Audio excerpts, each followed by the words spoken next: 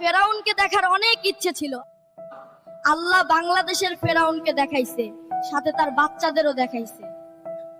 ফেরাউন নিষ্পাপ বাচ্চাদের হেলিকপ্টার দিয়ে ছাদের উপর, ঘরের ভিতরও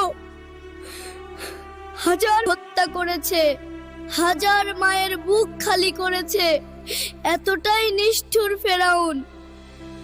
আল্লাহ যদি ফেরাউনের বাচ্চাদেরও সন্তান হারা করত, তাহলে তারা বুঝতো সন্তান হারানোর কি যে কষ্ট। যে ব্যক্তি কোনো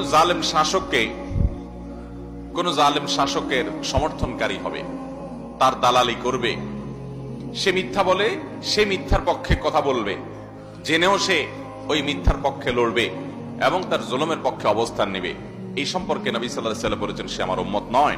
এই সম্পর্কে বাজ্জার এবং তাবরানী বর্ণিত হাদিস আছে, মুসনাদ আহমদে বর্ণিত হাদিস আছে। নবী সাল্লাল্লাহু আলাইহি ওয়াসাল্লাম বলেছেন, সাতাকুনু উমারা ইয়াকযিবুন ওয়া ইয়াজলিমুন।